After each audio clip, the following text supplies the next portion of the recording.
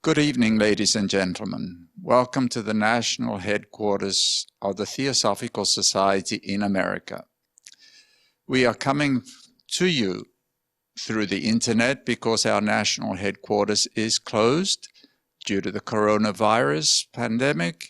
However, we are able to bring you a variety of online programs, including our Thursday lectures. As you know, the mission of the Theosophical Society is to help people explore the spiritual path so as to arrive at a deeper understanding regarding the wisdom of the ages. Furthermore, we feel that this wisdom is not limited to any one tradition, and thus we offer programs from many traditions. Currently, we are offering these programs online, and I do encourage you to consider participating in some of the classes and workshops that we are currently offering. However, this evening I am very pleased to be able to introduce to you Billie Topa Tate, who has spoken here on a number of occasions, and she is always extremely well received. Billie is the founder of MSI Wellness Center. She is a Mescalero Apache and is dedicated to creating a sacred place one person at a time through the indigenous native teachings of her own teachers. Topa Tate has lectured and taught at Northwestern University, the Cancer Treatment Center of America, and many other places. Her work has been published by several magazines, and she is the author of several meditation recordings. Tonight, she will speak on the Shaman's life lessons. Please enjoy Billie Topa Tate. Thank you so very much, John. It's a pleasure and an honor. I want to thank the Theosophical Society for hosting this wonderful lecture, The Shaman's Life Lessons, and also John's wonderful introduction. I want to thank you all for taking the time to be with me today. It's a pleasure and an honor. First of all, a little bit about me. My name is Billie Topa Tate. Topa Tate means four winds. My totem is the wind, and it carries my voice, it carries the information, and that's the story about my Native American name. My other Native American name is Wazayata, wind that sings. And that means that I was born to share in words and in energy. And also, my father used to tell me that maybe it means that I talk too much. But, and I think that was just a wonderful joke that he used to share with me. I used to love that. So I welcome you, and I want to share some wonderful things with you today about my training as a medicine woman, a shaman, and also some of the things I learned in the energy world. Before we start this lecture, it's our tradition to create a wonderful sacred intention for our sessions, even if it's conversation, ceremony, sharing time. Most of the time when we teach in what is called training circles, teaching circles. Circles are very important to us. We have observed the Creator, the Great Spirit, and all of the Great Spirit's work. And when we have observed the Great Spirit creating, we have observed that the creation was in circles, giving and receiving, the continuous circle of life. So we utilize those in our ceremony for our medicine wheel, our sweat lodge, our teaching circles. So let us imagine today that we are sitting in a circle, that this circle is a circle of absorbing wonderful information from not just from me, but from all the wonderful teachers who want to reach out and touch you in some way to help you. To give you insight, fresh energy, wisdom, all of those things. So by giving you some of my insights and my training as a medicine woman. So the shaman's life lessons, my teacher taught me about the energy world and the different realms, different worlds that we can access. And my teachers told me that all these different realms were accessible by gaining wisdom. The more wisdom that we gain, the more we can access these different realms. Now, lots of people ask me, what does the energy world look like? What do those realms look like? So I would say to that when you get in your car and you go to different neighborhoods, there's different energies, qualities of energies, different people speaking in different ways. You know, there are all of these things in the energy world as well. The difference that I can see very clearly in the energy world is that you can see your spiritual guides, your teachers in spirit, your virtuous relatives, your virtuous ancestors. All of them know that it's important to share concepts with you, ideas with you, assisting you in wonderful ways. I was very fortunate to have a lot of wonderful teachers in my life. They were with me from the time I was about 11 years old, and I'm close to 7 years old now, so it's been a long time. And even now, when they are on the other side, they're still helping, teaching, guiding in such a good way. And so when you're around very evolved energy, you can feel that in every cell of your being, that there is no hidden agendas, that there is a goal to be of service, to help you, to become wise, to evolve. And so there's a part of us which we call the medicine spirit that is in the center of the heart center and at the crown chakra. These two places are very important, even in meditation. So when we access this medicine spirit, that we're connecting with that higher aspect, that inner light that we carry, all of us carry. And so we can hear things, we understand things, even at a cellular level of truth. People often ask me, what is dream time? What is the dream time realm?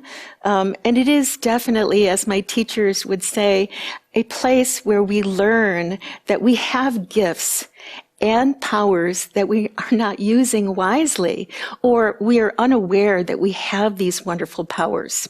My teacher used to tell me a lot of wonderful stories, and, because I was 11 or 12, adjusting the stories so that I can understand them. And my teacher said, Billie Topa Tate, dogs have puppies, cats have kittens, God has godlets. And that's who we are. We're walking this earth with a tremendous amount of power, and we are accessing this tremendous power. And when we do that, we're learning so much about how to awaken that great power within us. And so when he said that to me, I said, oh, so are you saying that I have these gifts? And he said, yes, everyone has them. And he said, Billie, before I transition over, I want to have you understand a concept. And the concept is persistence will bring inevitability of enlightenment, because you are using the quality of persistence for the goal of your life levels to aspire to be a better person, or a person that has more wisdom. The more wisdom that you have, that you understand how the universe works, it's phenomenal. It helps you to be inspired to learn even more, to understand those things and to share them with others. So dream time is really a time when we are learning so much about ourselves, our gifts, our powers, that we may be using incorrectly. There is a celestial curriculum designed for our life's journey in spirit. My teacher used to say that the universe and Mother Earth is definitely a learning place, but also a place to enjoy what we have learned about ourselves. And also, my training in Dreamtime, I'll tell you the first story, the first training that I received when I was around 12 years old. I was in Dreamtime with my teachers. And I remember this to this very day because it shifted the first concept into my mind. And I was sitting on these boulders that made like a little mountain, big boulders. And I was on top of the mountain of boulders. And looking down, there was this beautiful river. It was very, very far down there. It must have been like 15, 20 feet or more. I was eating a sandwich. My teachers were way back behind me. I looked down. I saw this big fish just kind of swimming around, nice and calm. All of a sudden, the fish rose from the water all the way up to where I was and grabbed my sandwich and went right back down into the water. And I said, "That fish took my sandwich." However, the thought that came into my head was, if that fish that has a level of consciousness maybe about this much could come out of its own limitations, its perception of its own world, and float up to grab my sandwich, I can't imagine what I can do. I thought about that and I turned to my teachers and they were smiling because in Dreamtime I realized that maybe I have limitations. Maybe I am keeping myself in worlds, and maybe there are other realms, worlds that are limitless. I thought there for a very long time, and that to this very day inspires me to think out of that realm of limitations. After a while, I manifested another sandwich, and I sent a message to the fish, "You can't have this one," which was really funny because the fish said, "Okay, I'm not going to have that one." And so you really learn from your experiences, not just in the dream time, but walking on earth. My teacher also said, when you navigate your dream time with the wisdom that you receive, you will do more than the same on the earth. And so your dream time is really a learning time. It's a healing time. You get to understand your energy, your gifts, your powers, using them for a lot of purposes. One being that you are a student, a teacher, and also striving always to be of service in a wise and good way. That is on all of our energy fields. So as I sat there, my teachers came and talked to me about a story. They said, "Billie Topa Tate, do you know that your consciousness, as all of our consciousnesses on the earth, everyone that is a sentient being, uses the gift that the Great Spirit has given, which is our consciousness, which accesses different worlds. The world of light, the world of angels, the world of teachers, the hall of wisdom, the healing worlds, but also the worlds of limitations, of fears, of frustrations." They also talked to me about that there are different parts of us, and once we become aware that there are different parts of us, for example, when someone talks to us and we are frustrated or upset, we always need to ask ourselves, what part of us is responding to what just happened right now? Is it the part of us that feels abandoned or not heard or frustrated or angry? These parts of us belong to a part of our consciousness that has to do with our past. And that past can never provide us any insight about our future. It doesn't know how to do that. And they told me that accessing other parts of our consciousness that has patience with ourselves, love for ourselves, peace for ourselves, healing for ourselves, wisdom for ourselves, is the part of our consciousness that will allow for us to experience great insight, healing, evolution. And this is the part that we must always be in, because this part has no idea about how to provide us with the future. So they gave me some homework. They said, Billie Topa Tate, I want you to think 5 to 10 new thoughts about yourself on a daily basis. They said, you know, what happens with all individuals is most of the time their thoughts are about the past. And as a result of that, all of their future is created from their past. And so today, your homework is, I want you to tell me 5 to 10 new ideas about yourself. And as I was standing there, I thought, oh my goodness, I don't know if I can do that. I don't know that I've ever thought new thoughts about myself. And they said, yes, you did. When that fish took that piece of sandwich out of your hand, you said, if that fish can do that, what can I do? I can do so much more.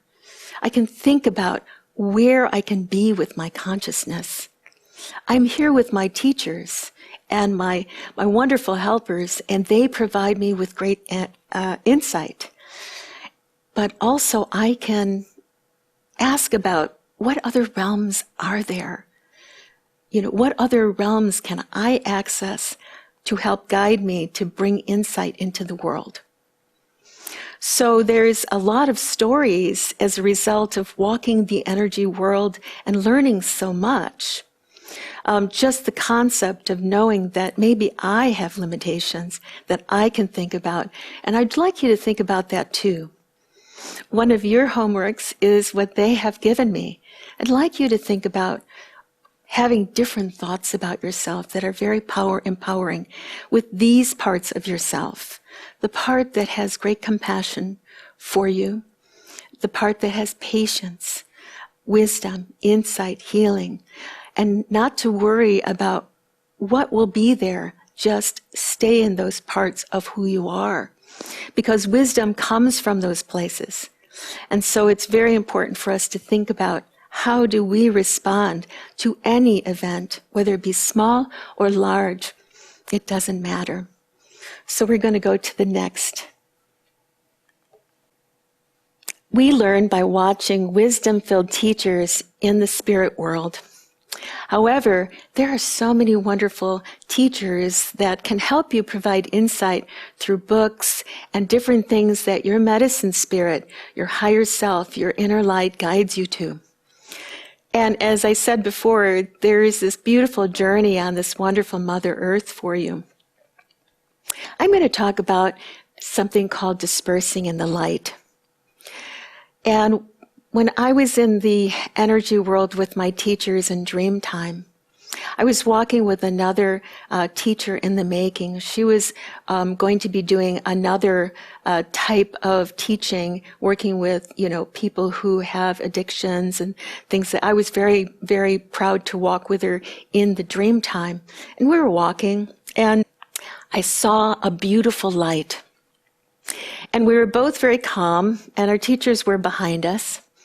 And I said, let's go towards that beautiful light. And as we were walking closer to the light, we were about 10 miles away, maybe, I saw these wonderful teachers around what looked like a campfire, but it was a light. And what they were doing is their aura was like the sun, very bright, except for there was these little parts that had some different colors. They were more condensed colors of, browns and grays and things of that nature.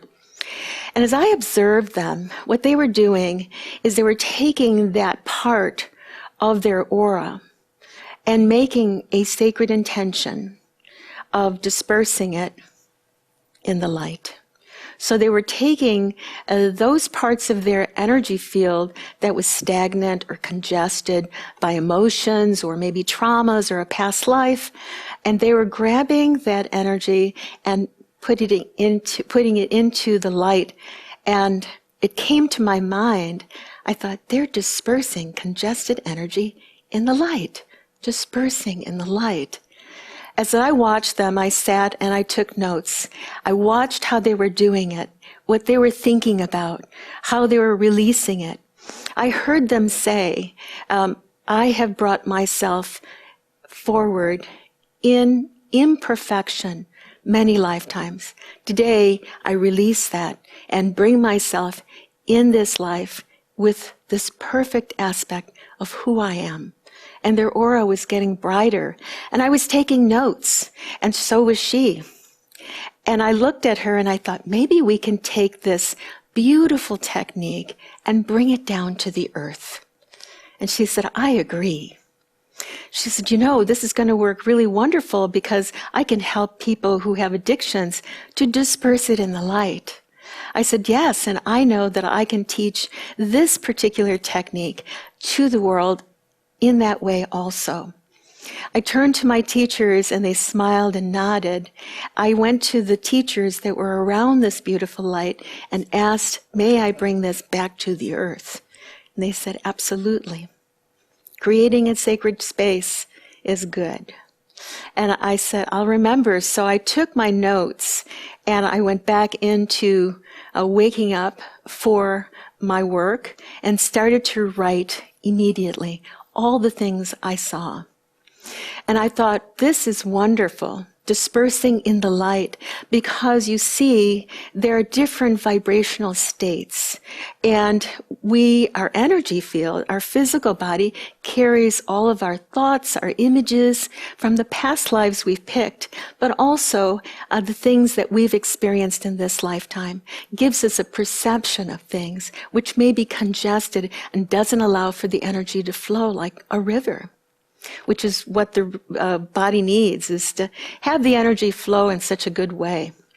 So I took all these notes and I sat with my teachers and I said, what can we do?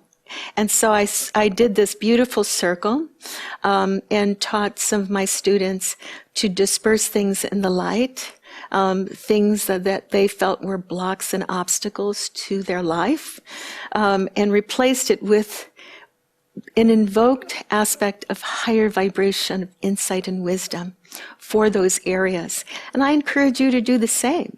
Doesn't have to be a ceremony, just a wonderful intention that you would like to disperse a blocked and obstacle in your life. So the dispersing of the light technique that I teach our Reiki classes, and the advanced aspects of the classes, is part of that wonderful vision that I saw in dream time. This is a photograph that I took in Arizona, and a lot of people that look at this wonder, is it just a piece of art? Well, it is a energy map.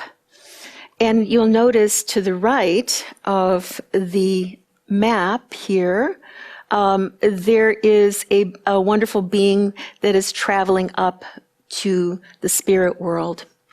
And that happens a lot. In this particular section here are what are called energy maps to different realms in the dream time. You'll see more here, and also here. So as they travel up, you can't see it so much on this picture, but there are angels, helpers, there to guide the medicine man that's going up into the energy world to retrieve information and bring it back down after ceremony. So this is a it's an energetic map, and lots of people don't know that see these particular things, but it is definitely an expression in the petroglyphs that are centuries old about accessing wonderful higher realms to bring back information. And each one of us has a celestial curriculum designed to assist us. And the more that we work with the higher aspects of our thoughts and, techniques like meditation, which is very good, it really helps us to assist. You don't know what you don't know. And so when you know that you can go to those realms to ask for assistance, you will receive it. So the universe itself is a school for our higher education. That is what our teachers have told us, and I feel that is a true statement. Our virtuous teachers in spirit are there to help us connect with various wisdom levels of our own consciousness to raise our own life levels. And everyone walks this earth. It looks human, and they are, but we are all at different life levels. So the goal, of course, is to assist us in raising our life levels constantly. So I'm going to switch over to the next one. So when I took this picture, this is a beautiful sacred site, and this particular area was open to us many, many, many years ago when my mother and my father, Mama Little Wolf, Papa Little Wolf, would take us up to these places to talk to a medicine man, to express prayers, things, to hear counsel, to give us more insight about what we were going through. So when I was a little girl, I didn't have a camera, so I'm sorry I'm not able to give you a photograph of what it looks like on the inside where the medicine man was. We'd climb these mountains to be in the presence of these teachers to assist us in our insight and also to give us some wonderful, what you would call attunements, to realign what we call our column of light that is along the spine so that we can go out back into our communities and be of service. So here, what they did is, I think the Forest Preserve put the stones up against the doorway because, well, people, go in there and damage things. So it stands to reason they would want to protect it. So there's stones there where we would normally enter and speak to the medicine man. The sacred sites were known to us as places where holy medicine people, holy medicine men, and medicine women would provide us healing energy, wisdom, and a connection to the Creator and to our wonderful teachers in spirit. During our upbringing, we would travel to have a medicine man hear our prayers. Many years ago, this place was open and a platform where the medicine man would stand and the virtuous spirits that would hear our prayers. And the medicine man that was there made a commitment to hear our prayers even after death. And so you'll notice there's some beautiful petroglyphs, and I don't think that you'll be able to see that, but there are beautiful spirits here that are carved into the stone that all of the native people are talking with. And right here, you'll see that there's a moon and a medicine man, doing a ceremony. This is the same place. You'll notice that I'm kneeling down, talking to the medicine man about my prayers. I traveled up this mountain. It was raining, so my hair is all wet. But you'll see that there are beautiful spheres of light listening to my prayers. These are all the spirit helpers that are listening, and then the medicine man is listening to my prayers. This is a picture taken from high up in the mountains in Arizona, where a medicine man would listen and provide wonderful connections to the spirit world. And he made a commitment to all the people that would come to him to listen to the prayers. So it's really wonderful that the person who I was with took these photographs to see all these beautiful spirits that were listening to what I was saying. Those are just a wonderful verification. This picture is when we were coming down from the mountain after being in ceremony with our divine helpers. And you'll notice that, we're traveling, we're already low to the ground, and one of my relatives, we call him Toyoshpaye, he's pointed to me and he goes, "Look," and I said, "I got to take a picture." And so the two beautiful spirits that very, very beautiful and very, very wonderful were actually looking down from the mountain to say goodbye. And so this is a very beautiful example that we do not walk this world alone. We have all of us have virtuous teachers in spirit, wonderful divine helpers. We call them energetic resources. Their purpose with all of us, if we ask for their help, and we can ask for their help all the time, provide us with great insight. And, as I said before in one of my lectures, because people often ask me, how do you know when it's them talking? How do you know when it's your teachers in spirit talking to you? Or it's just my mind creating things? That's a big difference. The difference is that when you are being guided by your wonderful virtuous guides and they say something very insightful to you, every cell in your being wakes up and says, yes, that is true. That is the truth. It enlightens you, and you are never the same. You take that concept and you bring it into other parts of your life, and it works. So, the goal, of course, is if we have these energetic resources, and we do, we can ask for their help.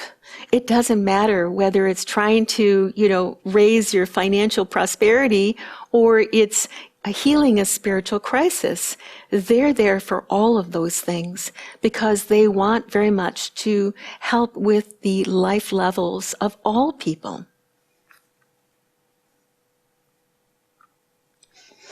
Now, when we were coming down from the mountain where the maps were, I saw this beautiful spirit here, right here. And, I'm hoping that you can see that it has wings. And they were saying goodbye because we were heading home. And our stories say that mountains are wisdom places. Mountains have special energy to provide insight and reconnect with higher levels of awareness. I'm sure that when you climb a mountain, you feel that energy. It's almost like you don't want to leave that mountain. It's a beautiful experience. Our stories say that mountains were created for lots of purposes, but one of the things is that wisdom sits there. And what that means is that as our elders, as our medicine people evolved, and other cultures, sages and shamans evolved, they want very much to be of service. So they manifest as mountains, as wonderful mountains. And when you sit on the mountain, or you climb the mountain, or you get close to the mountain, you have different insights. Let me tell you a story that my teachers told me about. They said, "Billie, you know about meteor showers." I said, "Yes, I see meteor showers. I read about them." And what they said was, they are very mystical tools. Meteors come from great distances from other universes. And the Great Spirit wants us not to be stuck in our thoughts, but to have insights and other thoughts. So when meteor showers happen, it is very important for you to do some meditation and ask for different insights, the minerals from other planets that were alive before, can give you great insight. We use stones in our ceremonies to share their stories with us. They're the oldest relatives on the planet. But when meteor showers occur, all of those particles, those different minerals from other universes that cross the span of time and space to nourish Mother Earth actually provide us with additional insights through those things. So I recommend for you that, when you know that there's a meteor shower, to do a little bit of meditation, to ask for different insights about things that are happening in your life. So I remember that, and I'm always excited about the meteor showers because those are particles from other places that we haven't visited and have not experienced. But they have insights, they have experiences that are brought into this world through the particles of those minerals. We also know through our training, when lightning strikes a piece of wood, we say that it is touched by the finger of God. And we collect those things and we use them as instruments for our wonderful ceremonies and meditation. And I remember my teachers telling me about that. And the first time they took me out and they said, okay, so tell me which one of these pieces of wood and trees received the finger of God, which one got struck by lightning. As I looked, I saw that energy was emanating from particular pieces of wood, and I collected them. And I said, these are the ones that I see that were struck by the finger of God. And they said, yes, that's correct.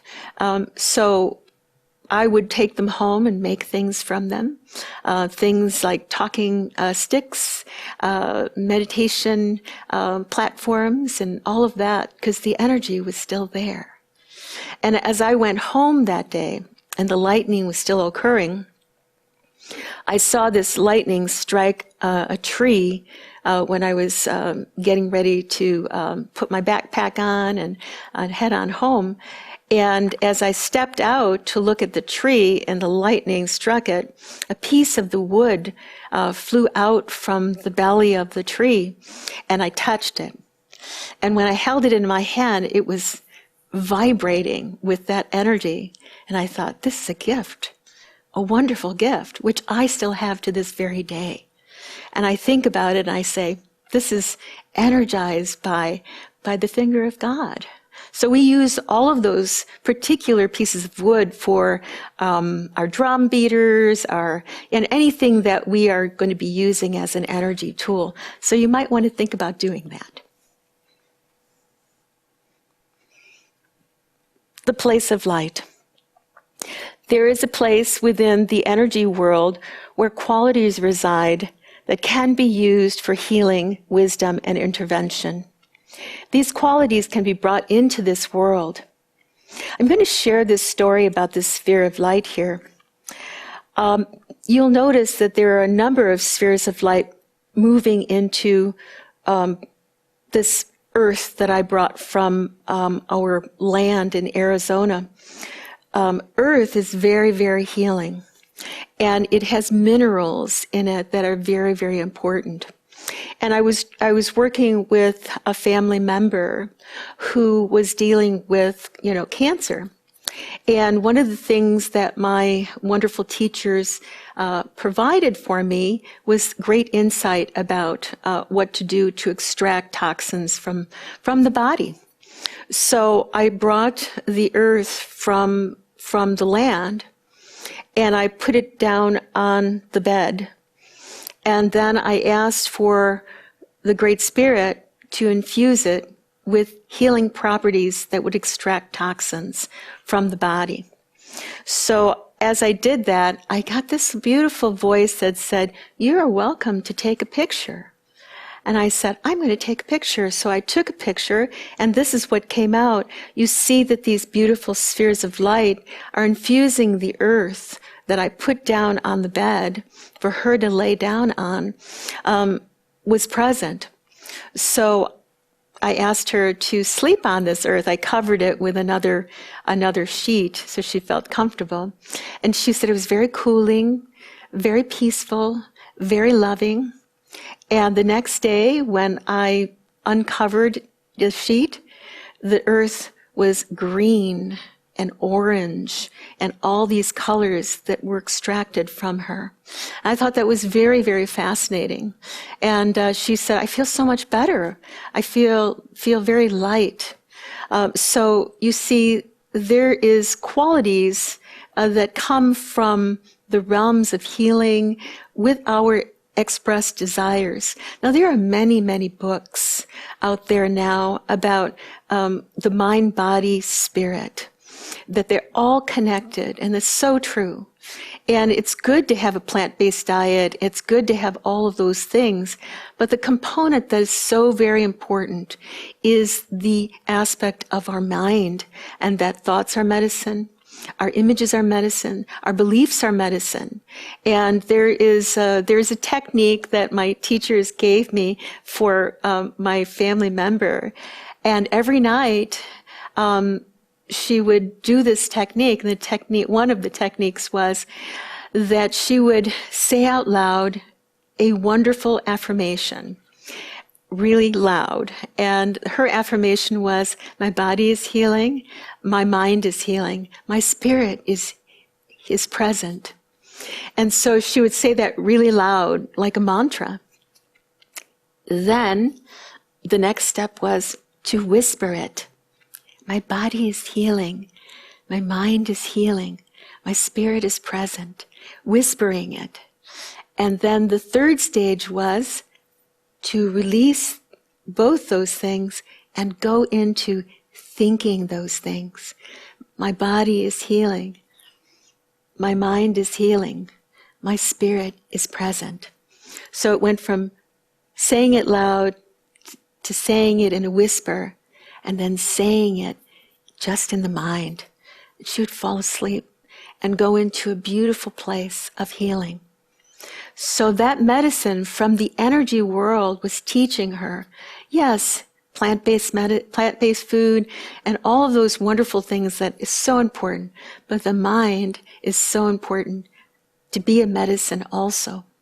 So it really taught her how to really ask herself, how am I responding to the world in my emotions and my thoughts? And I need to be in this place where there is wisdom, compassion for myself, peace for myself, patience for myself, healing for myself. I cannot go to those other places, which got me in this place in the first place. I can't go there. I have to be here.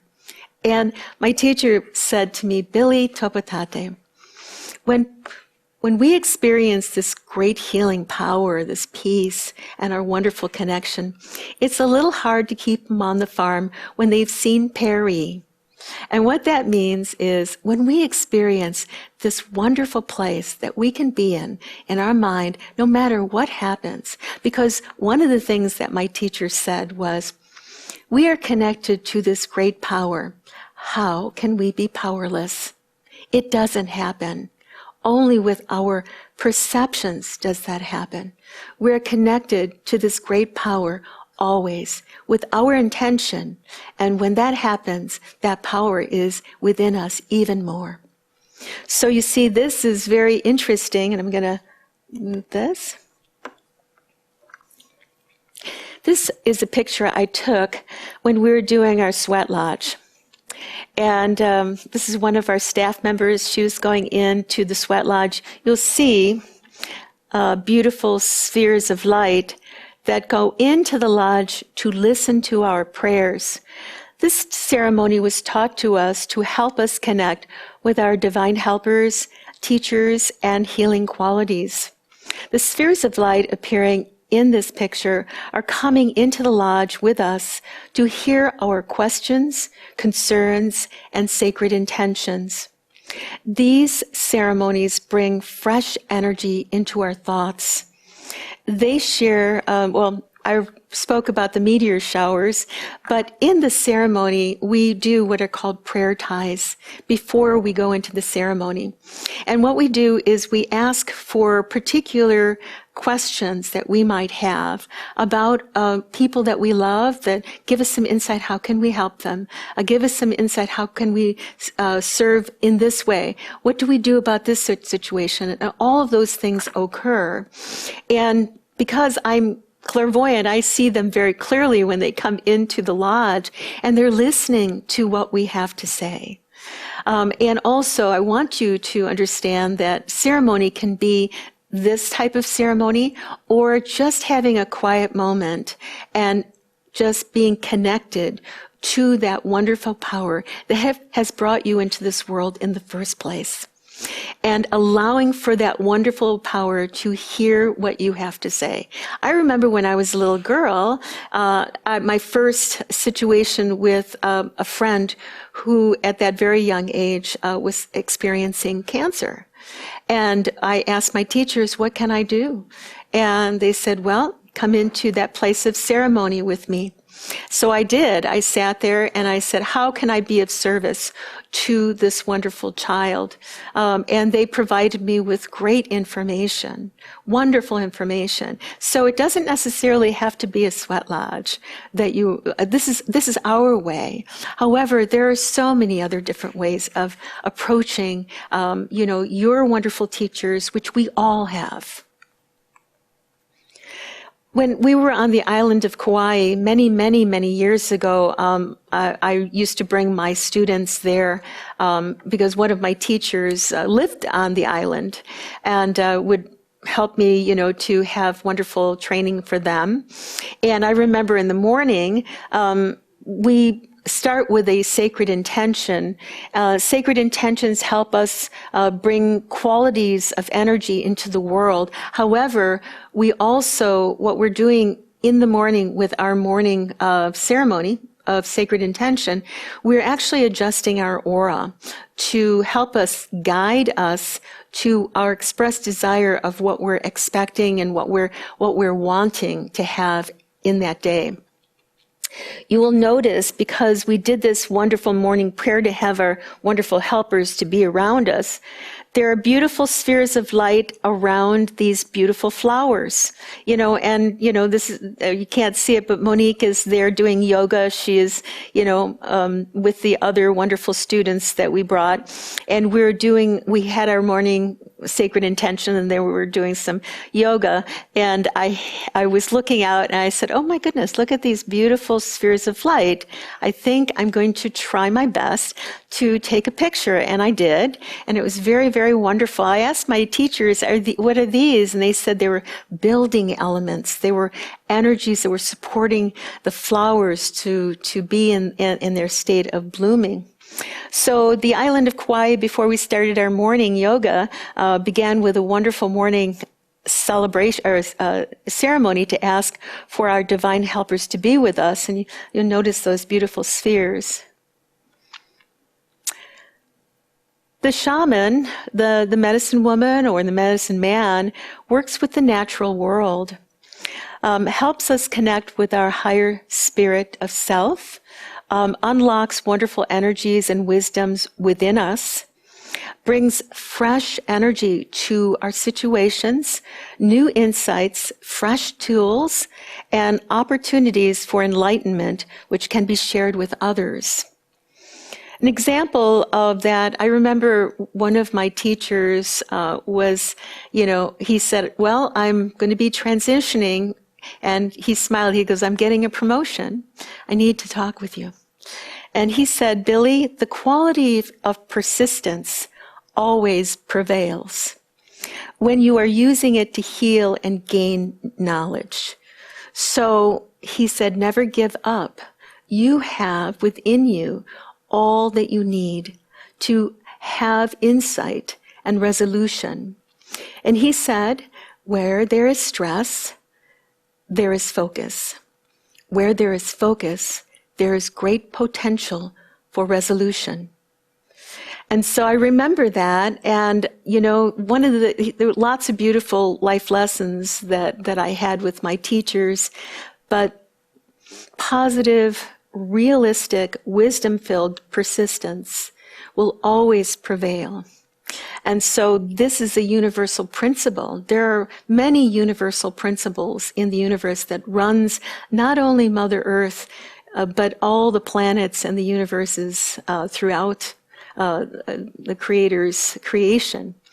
So you want to make sure that you know that your wonderful wisdom-filled persistence and always asking for insights as you progress in whatever is happening with your heart, with your medicine spirit, and with your openness to understand principles and concepts that the universe has will always prevail. This is my book. I just wrote this book recently. I called it the Book of Sacred Wisdom. This is my first book because you see, as I get older, I know that I need to write these things down. Really important, because I want to make sure that anyone that would like to understand the inner plane helpers, our ceremonies, our words, our everything that I learned, I'm doing my best to put into books. This is the first one. And I'm writing the second one now. And when I say I'm writing it, I take 2% of the credit because I'm just a good listener to my teachers. Even when I was 11 years old, when my mother handed me over to my wonderful teachers, I knew that information, those guidance, the patience and the love that they provided me wasn't just for me. And I remember everything that they have provided me, and that's why I wanted to write these books. So it's the writings of a medicine woman, sharing more wonderful personal training and techniques and applications of the energy world and healing wisdom for our life's journey. So you can get that on our website. It's msi-healing.com. I haven't really looked for a publisher yet, but I'm going to try because with the time I have, I didn't get a chance to do that, but I will. I want to invite you to a very wonderful retreat that we're going to be having here at the Theosophical Society. This is one of many things that we're going to be offering here. And I want you to know that we're going to be doing this on Zoom. So wherever you are on the planet, you can come and join us. It's going to be on May the 30th, Saturday from 1 p.m. to 3 p.m. And it is to teach us a lot about the woman's medicine spirit. And it says woman's medicine spirit, but everyone is invited. You can join us. It is fine. You can register on the Theosophical Society's website.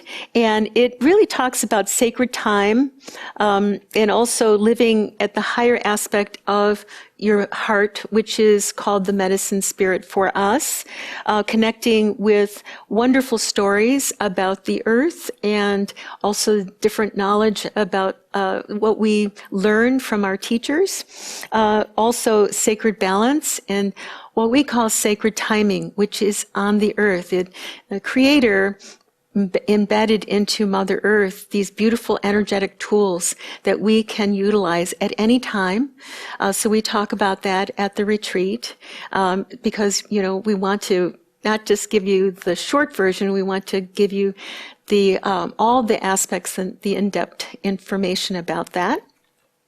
And there are many, many other aspects of, finding stillness, to empower our knowledge and be with our teachers in spirit so that they can help us, give us insight. So there's wonderful things that you'll be learning at this retreat. So I highly recommend that you register for the retreat and that you enjoy all the wonderful classes that the Theosophical Society has here. They are really bringing a lot of wonderful wisdom here and have for many, many years. And I encourage you to register for all the classes. They're all wonderful. So I thank you so very much for being with me. It's a pleasure and an honor. And I thank you, and I look forward to seeing you soon. Thank you.